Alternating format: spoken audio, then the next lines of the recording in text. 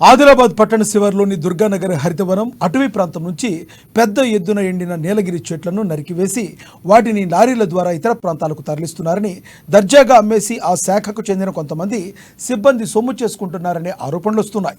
ఇప్పటికే హరితహారం పేరుతో గత బీఆర్ఎస్ రాష్ట్ర ప్రభుత్వం లక్షల రూపాయలు ఖర్చు చేసి మొక్కలు నాటే కార్యక్రమాన్ని చేపట్టగా వాటిని అంతరించిపోకుండా కాపాడాల్సిన సంబంధిత శాఖ అధికారులు నిర్లక్ష్యం చేస్తున్నారనే అపవాదును మూటగట్టుకుంటున్నారు. పైగా ప్లాటినేషన్ పేరుతో ఇప్పుడు ఉన్న చెట్లను సైతం నరికివేసి వాటిని అమ్ముకుంటున్నారనే ఆరోపణలు ఎదుర్కొంటున్నారు. ఇదే విషయమై పట్టణానికి చెందిన కొందరు అటవీ శాఖ ఉన్నతాధికారులకు ఫిర్యాదు చేసినట్టుగా తెలుస్తుంది.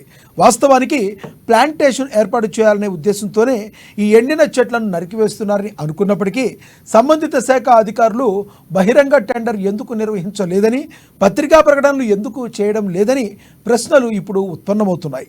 మరి ఈ విషయంలో అసలు ఉద్దేశం ఏంటో అర్థం కాని పరిస్థితి నెలకొంది. ఇప్పటికైనా ఈ వ్యవహారంలో సంబంధిత అటవీ శాఖ ఉన్నతాధికారులు కలుగజేసుకుని ప్రత్యేక దృష్టి సారించి వాస్తవాలను బహిర్గతం చేయాలని పలువురు అభిప్రాయం వ్యక్తం చేస్తున్నారు. మరి ఆ దిశగా అధికారులు చర్యలు తీసుకుంటారో లేదో చూడాలి. మరి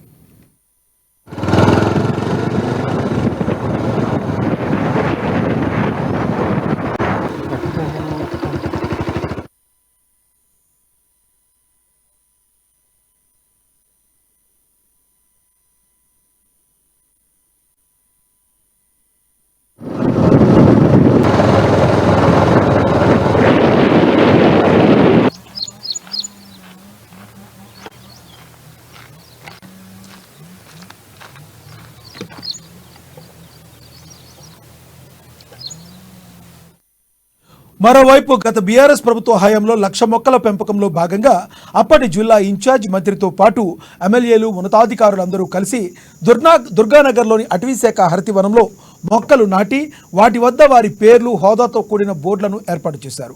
ప్రస్తుతం ఆ మొక్కలను పర్యవేక్షించేవారు లేక అవి ప్రస్తుతం ఎండిపోయి దర్శనమిస్తున్నాయి. దీంతో లక్షలాది రూపాయల ప్రజాధనం వృధాగా మారుతుందన్న వాదన వినబడుతుంది.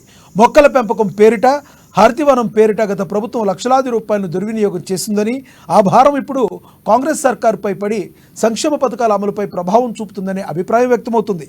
ఏది ఏమైనప్పటికీ మొక్కలను పరిరక్షించడంతో పాటు అటవీ సంపద తరలిపోకుండా చూడాల్సిన బాధ్యత ఉన్నతాధికారులపైనే ఉందనేది వాస్తవం.